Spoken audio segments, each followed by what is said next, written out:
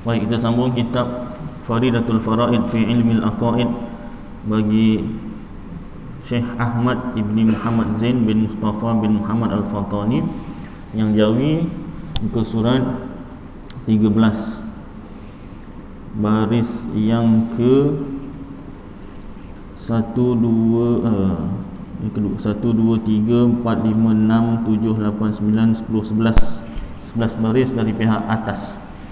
Yang Rumi yang cetak ini muka surat 32. Baik, baca yang jauh ya.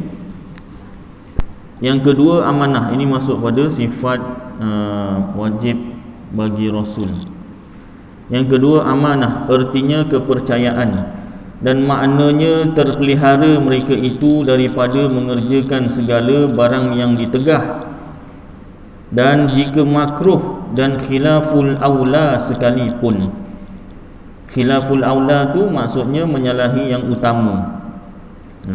Dia tak makruh tapi menyalahi yang utama, menyalahi yang afdal, pun tak buat, pada zahir dan batin, pada ketika kecil dan besar.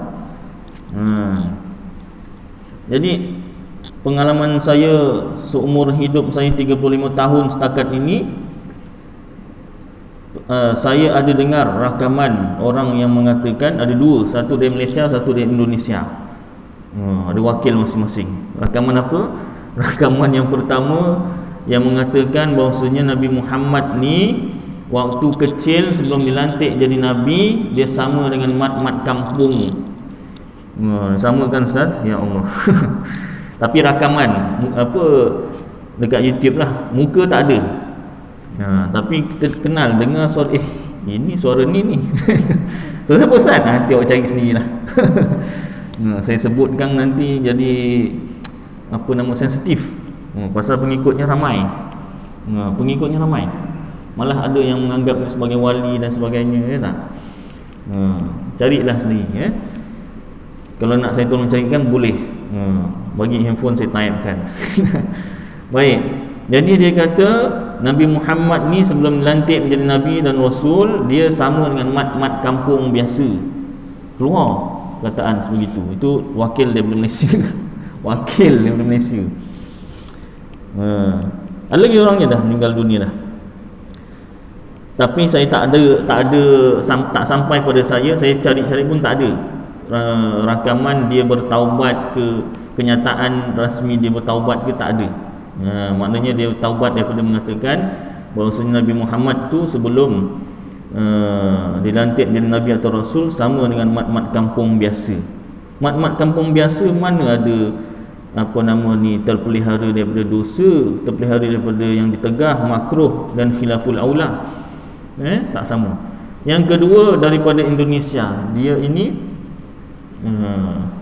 mengatakan bahawasanya Nabi Muhammad, saya pernah sebut sebelum ni, Nabi Muhammad ni samalah, isinya tu sama. Sama macam manusia, budak-budak biasa, kecil-kecil, nyolong apa? Nyolong jambu. Yang Jawa, nyolong jambu. Jadi kiai yang lain, dia kiai juga, kiai pondok. Jadi kiai yang lain cakap, entah-entah dia yang nyolong jambu, dia cakap Nabi Muhammad nyolong jambu. Kualat weh. Kiai sama kiai juga terlepas juga, tercakap juga macam tu, hati-hati. Nyolong jambu kan yang ditegah, nyolong curi. Minta maaf, ustaz ni ingat semua orang Jawa ke? Ya, minta maaf. Dia ingat dia semua, dia yang dengar ni semua Jawa ke? Minta maaf Nyolong tu curi lah. Baik. Jadi tak sama. Kataan ini batil, salah, jangan diikut, jangan dipercayai. Pada ketika kecil dan besar, dan pada dahulu daripada jadi Nabi dan kemudiannya, sebelum jadi Nabi dan kemudiannya, selepasnya, amanah, terpelihara daripada dosa, makruh dan khilaful aula. Baik. Ini sifat ini wajib bagi Rasul, bukan Nabi Muhammad sallallahu alaihi wasallam sahaja, malah sekalian Rasul. Seperti yang kita tahu, bilangan nabi-nabi ada 124,000 yang kita ketahui. Daripada 124,000 nabi, 313 menjadi rasul. Kemudian daripada 313, 5 yang ulul azmi. Baik, jadi sifat wajib, 4 sifat wajib ini berlaku pada kesemua rasul, termasuk rasul-rasul yang sebelum Nabi Muhammad sallallahu alaihi wasallam. Jadi mungkin ada pertanyaan, mungkin ada kemusykilan. Ustaz tak pernah baca ke ayat Al-Quran? Fa'asa Adamu rabbahu faghawa. Fa'asa maka telah bermaksiatlah. Fa maka Ustaz. Siap terangkan maknanya. Fa tu maka Ustaz. Asa telah berbuat maksiat, telah berbuat dosa. Adamu oleh Nabi Adam. Fa'asa Adamu rabbahu akan Tuhannya. Ustaz tak baca ke ayat Quran ni? Kalau nak dijadikan dialog lah Ustaz, tak ada ke Ustaz orang yang tanya macam tu? Tak ada lah, cuma nak jadikan dialog. Pasal guru saya kalau ngajar, dia buat dialog macam tu. Baik, jadi ayat Al-Quran, Allah Ta'ala turunkan Nabi Adam itu, dalam ayat Quran Nabi Adam ada buat dosa pada Tuhannya. Lagi banyak lagi ayat-ayat Al-Quran dan hadis-hadis yang menunjukkan seolah-olah nabi-nabi, rasul-rasul juga ada buat dosa.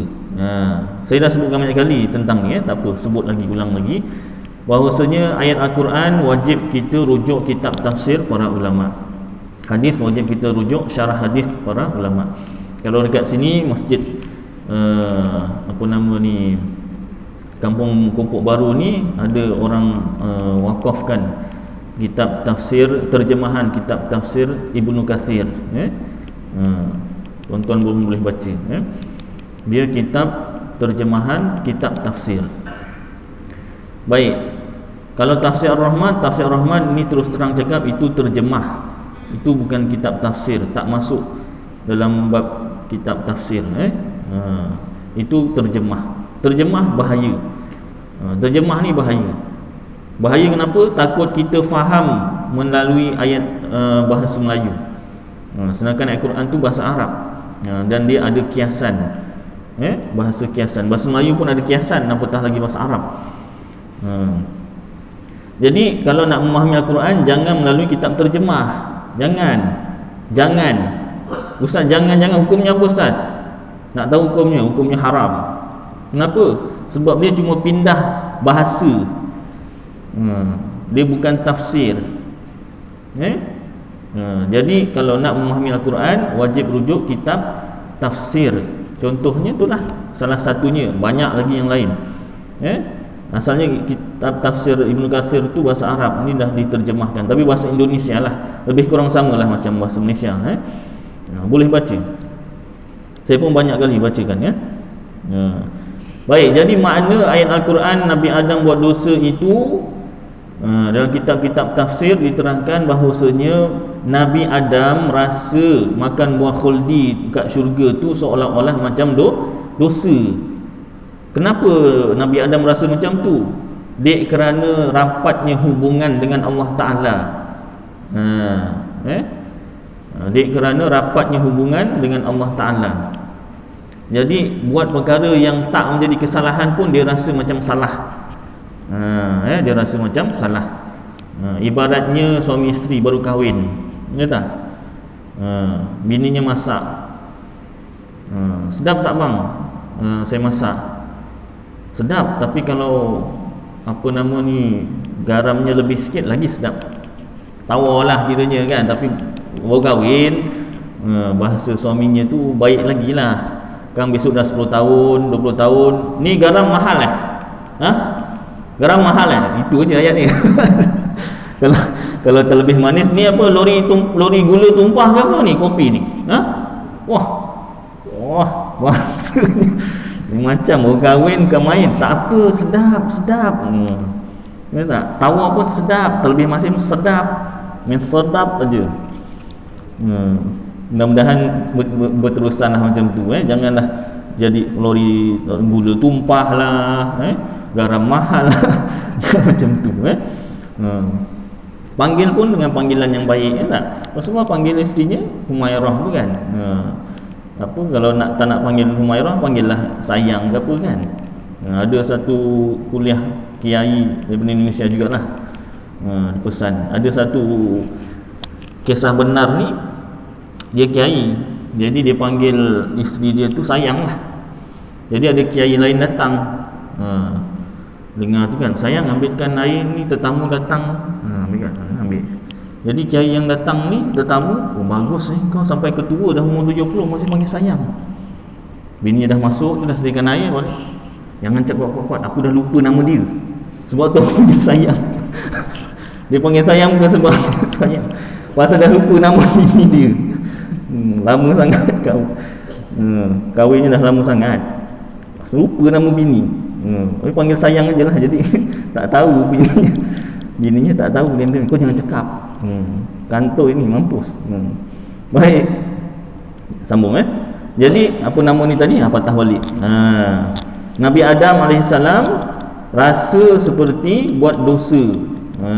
Si bini ni tadi, contoh tadi yang si bini ni tadi, walaupun kesalahan tu tak menjadi kesalahan pun, alah kurang garam sikit, tawar sikit, jadi dia rasa macam sesuatu yang kesalahan besar.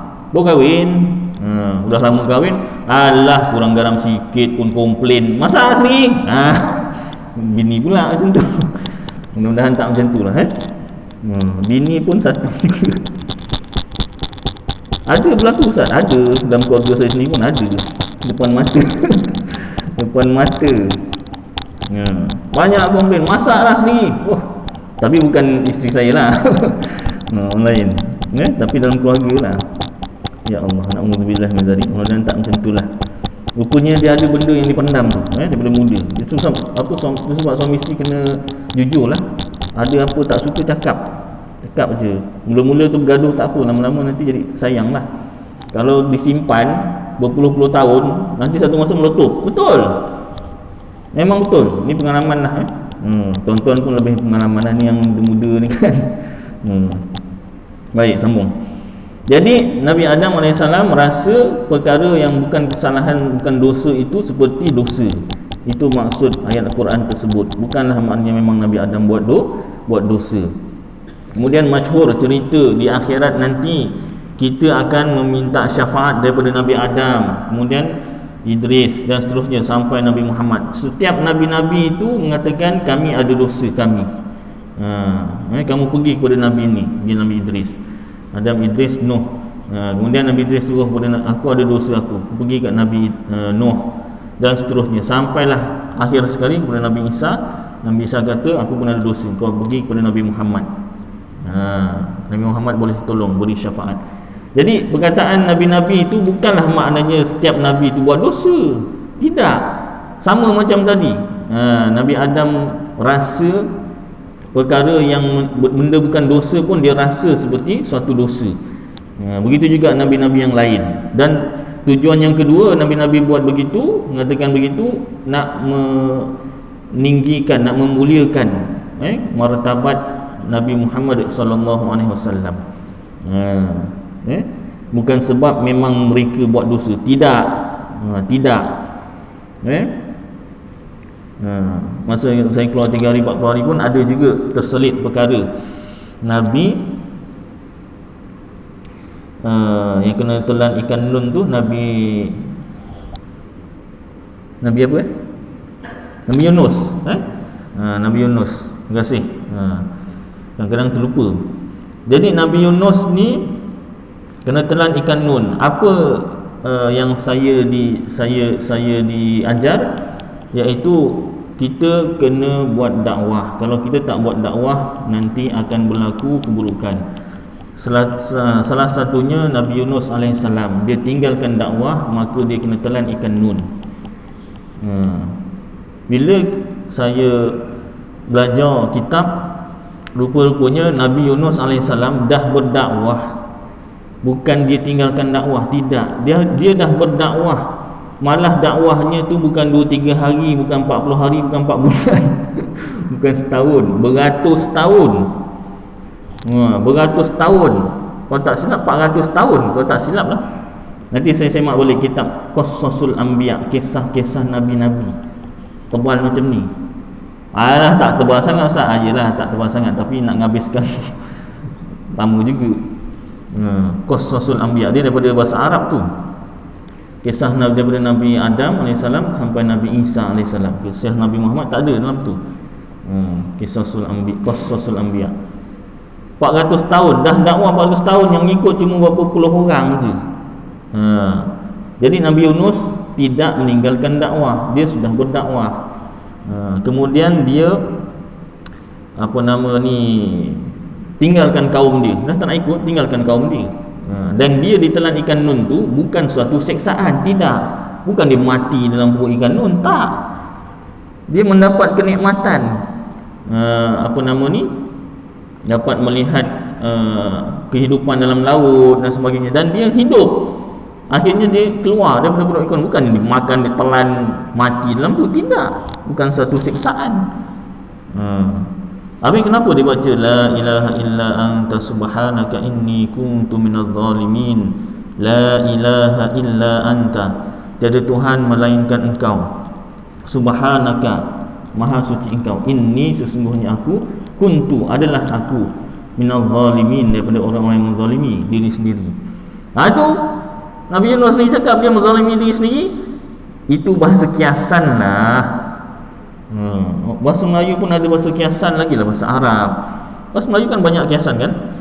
Saya pernah sebut kiasan yang popular dekat masjid ni.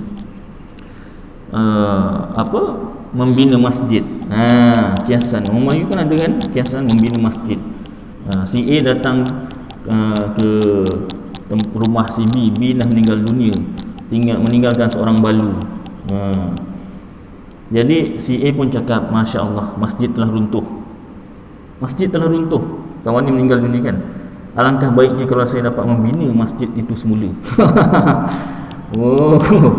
Binanya piat telinga. Dah bang, masjid yang ada tak terurus. Dah, balik Ada hati nak bina masjid lain. Masjid yang ada ni, masjid tak datang apa. Nak bina masjid lain konon. Bukan apa saya nak menjadikan payung emas untukmu. Tak ada kan payung emas. Payung yang ada ni koyak apa semua. Habis ngepiat telinga, habis musnah harapan nak bina masjid. Baik. Jadi kiasan dekat situ maknanya dia nak kahwin barulah dengan si balu si B tu tadi. Niatnya baik. Cuma tak kena tempatnya, tak? Baik. Jadi bahasa Melayu ada kiasan, bahasa Arab pun ada kiasan. Sama, Nabi Yunus AS tu rasa meninggalkan kaumnya tu, tak teruskan dakwah, itu suatu kesalahan yang besar. Sedangkan dia dah sampaikan, dia dah dakwah 400 tahun, bukan sekejap. Kalau keluar 3 hari pun, keluar 40 hari pun dah kira lama dah tu, 4 bulan kan. Kalau dah kahwin tu asyik call je bini 4 bulan, keluar 4 bulan asyik call je bini tu kan. Jap, maaf ambil sap, kau jap, tak ada lain lah tu, telefon bini. Ya tak? Bini 400 tahun. Baik. Jadi itu semua menunjukkan rapatnya hubungan Nabi-Nabi, Rasul-Rasul dengan Allah Ta'ala. Bukan sebab mereka memang buat dosa, tidak. Baik. Kalau kita mengatakan Nabi ada buat dosa, itu sudah membatalkan, kita sudah menafikan sifat amanah bagi Rasul. Boleh jatuh murtad, na'udzubillah min dzalik. Hati-hati. Dan mustahil lawannya iaitu khianat. Sambung lawan sifat amanah itu iaitu khianat. Dan dalil amanah mereka itu bahawasanya, apa dalilnya? Jika khianat mereka itu tak amanah, ada buat dosa atau buat perkara makruh atau buat khilaful aula, baru saya teringat satu perkara lagi. Contoh, Nabi Muhammad SAW pernah tak minum air berdiri, kencing berdiri? Dekat masjid Masjid apa? Jumaat lupa pula. Masjid Nurul Hidayah. Masjid Nurul Hidayah Bandar Seri Alam ada kitab syarah hadis, kitab Bahrul Mazi 22 juzuk. Saya pernah bacakan dekat situ. Ada hadis Rasulullah pernah minum berdiri sekali seumur hidup, pernah kencing berdiri sekali seumur hidup. Jadi perkara itu kalau kita belajar fikih, minum berdiri itu makruh. Kalau kencing berdiri dalam kitab Idaman Butut harus. Yang kita biasa dengar makruh. Jadi dua perkara ni Rasulullah pernah buat sekali seumur hidup. Itu ustaz kata ada. Macam mana? Nak ikut yang mana ni? Hadis ke kitab ulama? Jangan sampai kita mempersoalkan ni ustaz nak ikut hadis ke nak ikut kitab ulama. Saya banyak kali juga dengar macam tu. Ni kita nak ikut hadis ke ikut kitab ulama? Mana lagi tinggi? Wah, seolah-olah ulama tu tak baca hadis. Macam ulama tu tak lalu, tak pernah dengar hadis. Ya tak? Jadi dalam kitab syarah hadis, hadis Tirmizi, kitab Bahrul Mazi tu orang Malaysia yang buat tu. Siapa dia? Pengarang Qamus Al-Marbawi. Muhammad Idris lah. Muhammad Idris Al-Marbawi, orang Merbau, Perak. Orang pertama menerima anugerah Ma'al Hijrah oleh Tun M. Orang pertama Ma'al Hijrah. Dia mengarang Qamus Al-Marbawi. Qamus tu masyhur. Orang Malaysia kalau nak belajar bahasa Arab memang kena beli kitab Qamus Al-Marbawi tu. Kemudian dia mengarang kitab Bahrul Mazi, kitab Melayu, syarah hadis bahasa Melayu. Rumi lah, Jawi lah. Belum ada yang dirumikan lagi. 22 juzuk. Boleh baca, senang dia, tulisan Jawi. Jadi hadis Nabi kencing berdiri, Nabi minum air berdiri, itu maknanya apa? Yang pertama, apa hukum Nabi kencing berdiri dan Nabi minum berdiri? Nabi kencing berdiri sekali seumur hidup dan minum air berdiri sekali seumur hidup wajib bagi Nabi. Kenapa? Nak menunjukkan bahawasanya minum air berdiri atau kencing berdiri itu bukanlah tahap haram. Tidak. Kalau Nabi tak pernah kencing berdiri seumur hidup, tak pernah minum air berdiri seumur hidup, maknanya ulama akan jatuhkan hukum haram minum air berdiri, haram kencing berdiri. Jadi dek kerana Nabi wajib membuat kencing berdiri sekali seumur hidup dan juga minum air berdiri sekali seumur hidup, maka ulama jatuhkan hukum. Ada yang mengatakan harus kencing berdiri dalam kitab Idaman Butut. Ada yang mengatakan makruh, dan minum air berdiri juga makruh. Bagi Nabi benda tu wajib buat. Nabi nak wajib buat. Sebab itu nak menyampaikan hukum. Jadi kalau kita berpegang, kita kena amalkan segala sunnah Nabi, itu betul ke salah? Tuan-tuan fikir sendirilah. Bukan semua sunnah Nabi itu wajib kita ikut. Ada sunnah yang hukumnya wajib. Sunnah itu apa? Yang pertama sekali, sunnah itu maknanya segala perbuatan Nabi, segala perkataan Nabi, segala keadaan Nabi. Ada ketika sunnah itu wajib kita buat, seperti sembahyang 5 waktu. Ada ketika sunnah itu sunat dibuat. Contohnya amalan-amalan sunat lah, sembahyang sunat dan sebagainya. Ada ketika sunnah Nabi harus kita buat, boleh kita buat. Boleh makan, minum dan sebagainya, haruslah, boleh. Ada ketika makruh kita buat. Sunnah Nabi tapi makruh kita buat. Ya tak? Contoh, kencing berdiri, minum air berdiri. Nabi wajib buat macam tu, kita makruh. Jangan mentang kata sunnah Nabi kita buat. Dah, kalau macam tu, lepas ni kencing berdiri aja, jangan cangkung. Minum air berdiri aja, jangan duduk. Ya tak? Jadi konsep tu kena faham lah. Kita kena faham.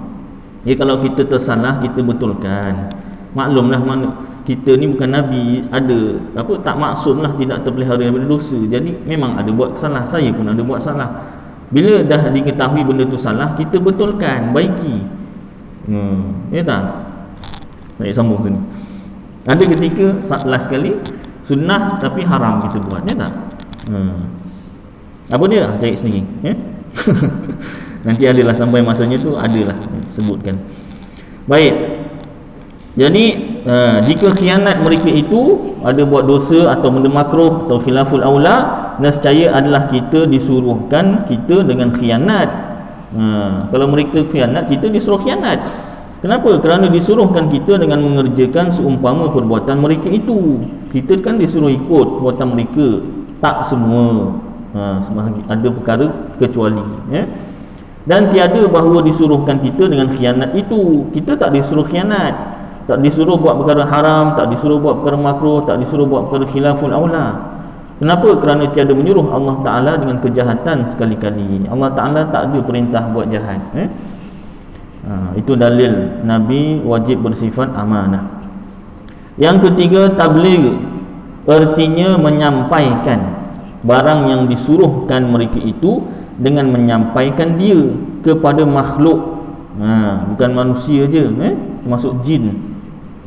Maka adalah barang yang diwahyu oleh Allah Ta'ala kepada segala Rasul itu tiga bahagi, tiga bahagian. Satu bahagi menyuruh Allah Ta'ala akan mereka itu dengan ketiadaan menyampaikan dia kepada makhluk. Wahyu Allah Ta'ala ni pada Rasul yang pertama untuk dirinya sendiri, tak suruh disampaikan. Apa Ustaz? Dia tak tahulah, tak disuruh sampaikan. Mana tahu? Yang disuruh sampaikan pun kita tahu melalui kitab-kitab ulama. Macam mana ada orang boleh menolak kitab-kitab ulama? Alif bata yang kita kenal tu pun daripada kitab ulama. Kalau tak kerana ulama sampaikan kepada kita, kat tanah Malaysia ni, boleh tahu ke kita ajaran Rasulullah? Bukan kata ajaran Rasulullah alif bata tu, boleh tahu ke? Tiba-tiba dah pandai alif bata, dah pandai baca sikit. Ni ulama pun ada salah. Ulama bukan Nabi, dia tak maksum. Barangkali ada tersilap.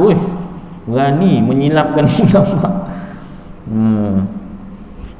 Kalau ulama kau kata ada silap, engkau memang betul-betul silap. Apatah lagi engkau. Ulama yang hafal Quran, hafal hadis tu kau kata ada silap, apatah lagi engkau yang tak hafal Quran, tak hafal hadis ni, tak?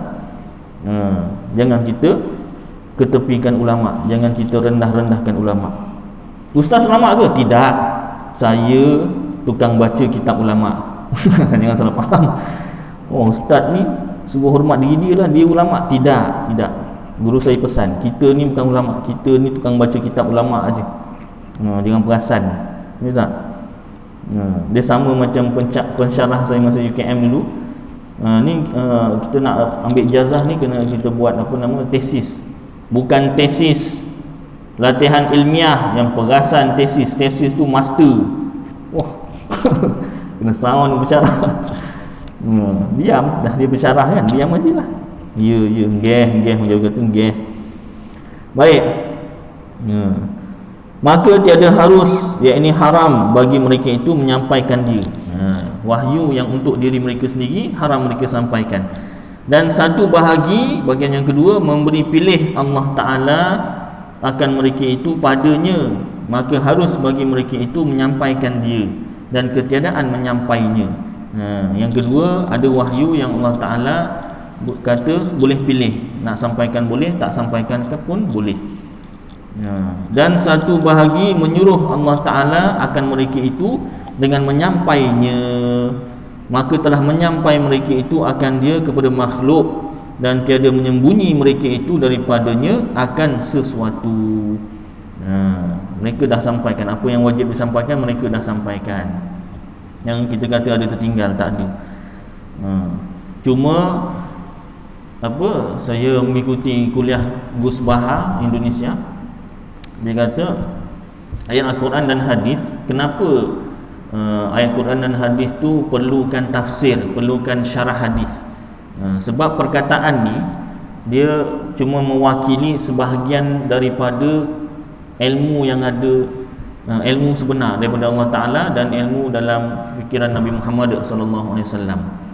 Sebab tu kena ada tafsir Al-Quran dan syarah hadis para ulama. So, untuk kita memahami makna sebenar ayat tersebut. Contoh dia bagi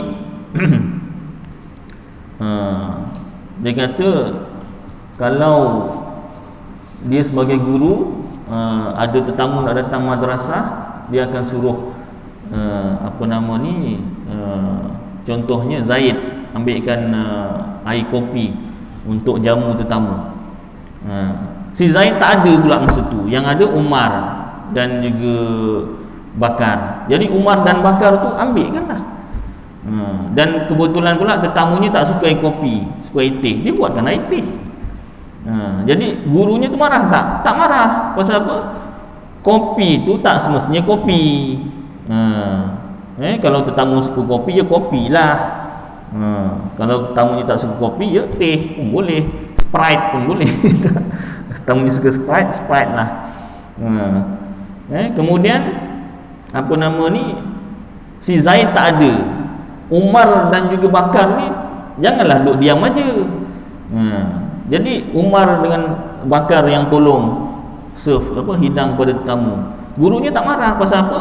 Zaid tu dia teringat terlintas dekat kepala Zaid. Selain Zaid pun boleh juga. Entah Zaid pergi tandas ke, buang air kecil, buang air besar kan. Kalau si Umar dengan Bakar tak pergi, lagi kena marah. Kau kenapa tak hidangkan air ni? Dah tuan guru panggil Zaid tak ada. Lah, kok bodoh sangat kenapa? Zaid tak ada, engkau lah tolong. Ibaratnya macam tu. Jadi sebahagian perkataan tu mewakili keseluruhan maksud yang sebenar. Takkan guru nak cakap, okey, ni Zaid tolong ambilkan air kopi. Kalau Zaid tak ada, Umar ataupun Bakar. Dan air kopi tu kalau tetamu tak suka air kopi, buatlah air teh ke, beli air Sprite ke. Panjang sangat nak cakap semua sekali. Lah tetamu dah balik dah, baru habis cakap. Tak? Jadi cakap sikit je, difahami oleh murid-muridnya. Ibarat macam tu. Itu sebab Al-Quran dan hadis mewakili daripada makna sebenar. Itu sebab wajib kita rujuk kitab tafsir para ulama dan kitab syarah hadis para ulama untuk memahami makna keseluruhan dan makna sebenar. Kalau tidak, jadilah macam ajaran sesat yang bukan Ahlus Sunnah wal Jamaah. Contoh ajaran Wahabi. Masyhur ajaran Wahabi sesat. Apa kesesatan dia? Punca utama sesatnya ajaran Wahabi dan ajaran sesat yang lain tu, pegang Al-Quran, pegang hadis. Dia mengaku pegang Quran dan hadis. Habis apa yang salah, Ustaz? Quran tak salah, hadis tak salah. Dia memahami Al-Quran dan memahami hadis dengan pemikiran sendiri atau ulama-ulama mereka sendiri. Kalau kita cakap pemikiran sendiri, kadang dia kata kami ada ulama kami. Pemikiran mereka serta ulama-ulama mereka. Kenapa ulama mereka tak nak berpegang kepada ulama-ulama Ahlus Sunnah wal Jamaah? Tak? Dia kata ulama Ahlus Sunnah pun manusia biasa, bukan Nabi. Mungkin ada silap. Hujahnya itu je lah, tak lain. Baik, itu sebab kita Ahlus Sunnah wal Jamaah pegang Quran dan hadis, kitab tafsir para ulama, syarah hadis para ulama. Baik, sambung.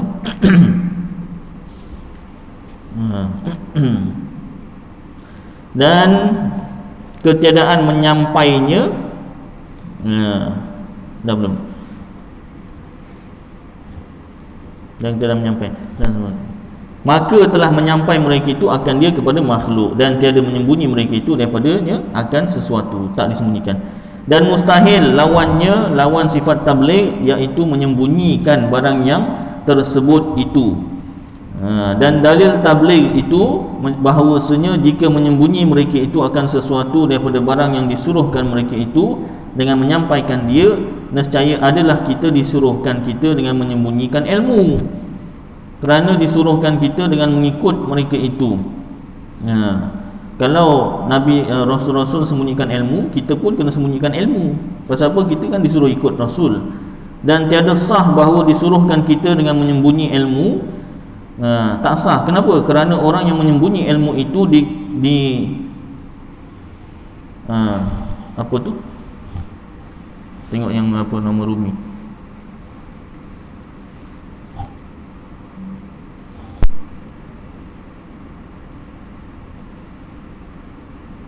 Dikutuk.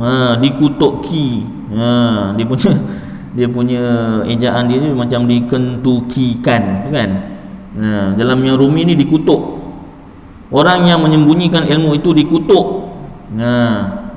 Tak bagus, sembunyikan ilmu itu tak bagus.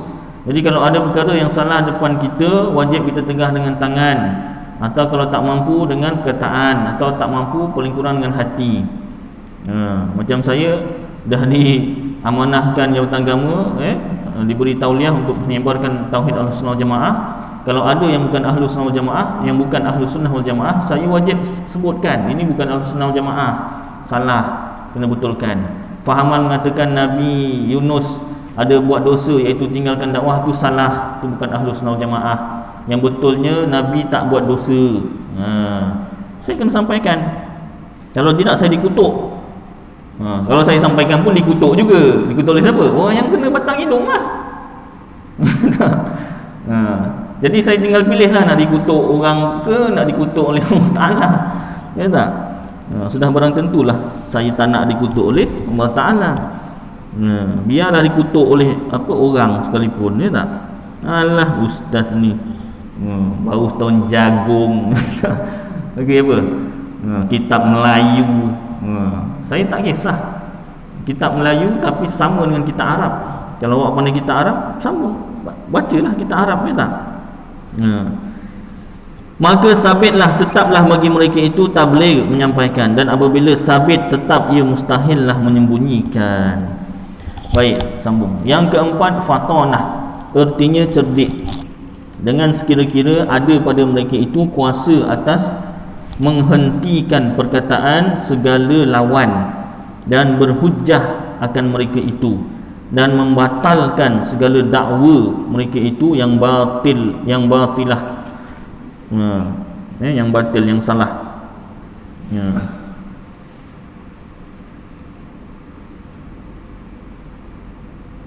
Kat sini apa? Palsu, batil lah, palsu.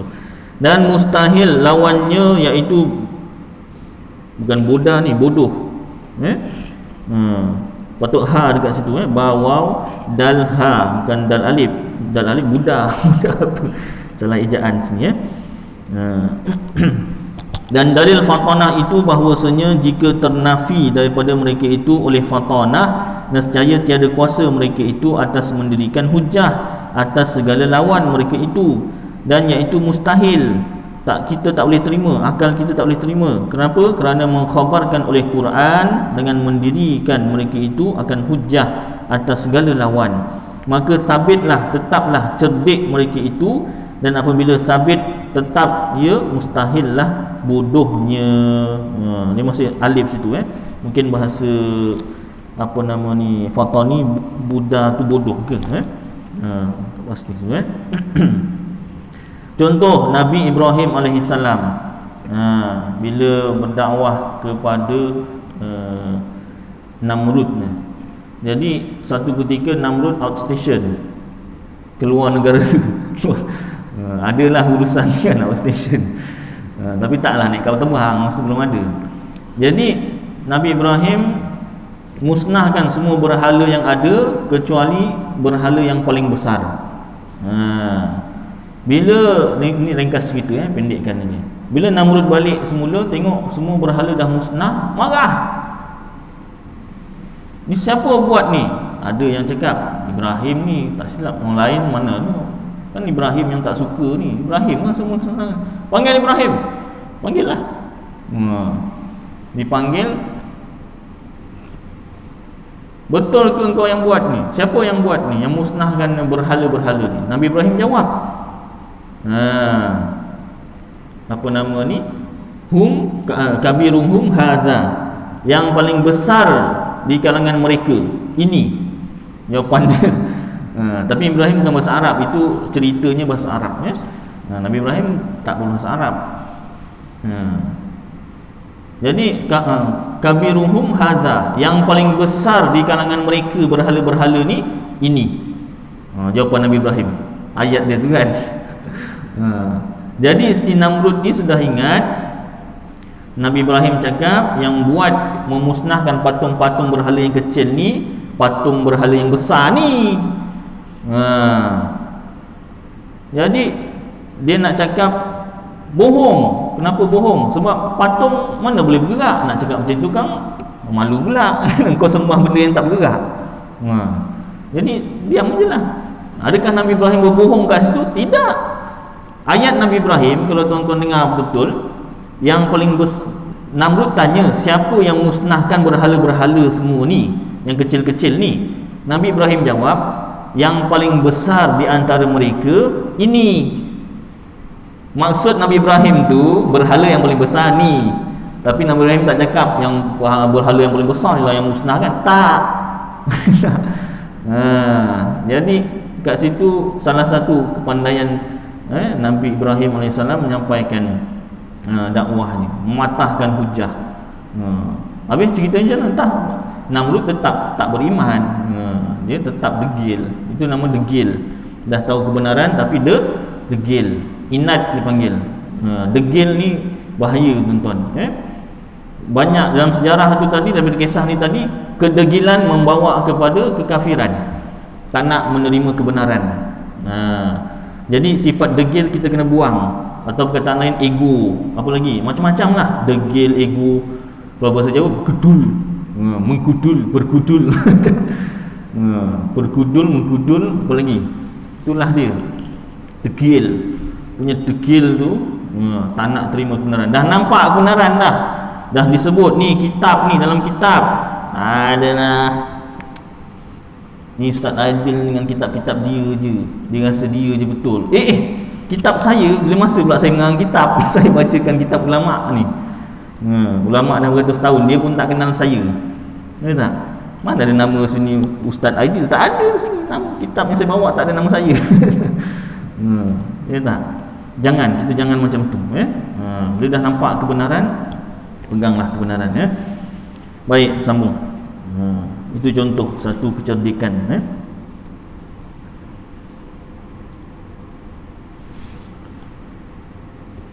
Dan harus pada hak segala anbiya. Sifat harus. Harus ni maknanya boleh. Pada hak segala anbiya, nabi-nabi dan rusul. Satu, rasul, banyak rasul alaihimus salatu wassalam. Segala sifat manusia yang tiada mengurangkan pada mereka itu yang maha tinggi. Rasul-rasul boleh bersifat dengan sifat manusia, berkahwin, makan, minum. Kenapa bersifat macam tu? Buang air kecil, buang air besar. Kenapa? Supaya manusia mudah nak ikut. Tak ada alasan, ini Nabi ni bukan manusia, susah nak ikut. Kan buat alasan macam tu. Tak. Rasul manusia, awak boleh ikut. Awak yang tak nak. Baik. Tetapi yang tiada mengurangkan pada mereka itu, martabat mereka itu, sifat manusia yang tiada mengurangkan pada mereka itu yang maha tinggi. Seperti makan dan minum dan sakit. Nabi sakit. Dan bergurau yang halal. Bergurau yang halal. Jangan bergurau yang haram. Gurau yang haram macam mana? Merendah-rendahkan manusia. Ya tak? Body shaming, body shaming body shaming tu gurau haram tu. Merendah-rendahkan manusia. Jangan. Nabi bergurau tapi gurau yang halal. Masuk isyak tuan-tuan. Cukuplah kadar ni, kita akan sambung nanti sifat harus bagi Rasul dan contoh-contohnya. Mudah-mudahan apa yang kita baca setakat ni bermanfaat untuk saya dan tuan-tuan, dapat kita amalkan dan sampaikan insya-Allah. Aqulu qawli hadza wa astaghfirullahal azim li wa lakum wa lisairil muslimina wal muslimat wal mu'minina wal mu'minat fastaghfiruh fa ya fawzal mustaghfirin wa ya najatat taibin. Wa sallallahu tabaraka wa ta'ala ala khairi khalqihi Sayyidina wa maulana Muhammad wa ala alihi wa sahbihi wa baraka wa sallam. Subhana rabbika rabbil izzati amma yasifun wa salamun alal mursalin walhamdulillahi rabbil alamin. Taqabbalallahu minkum.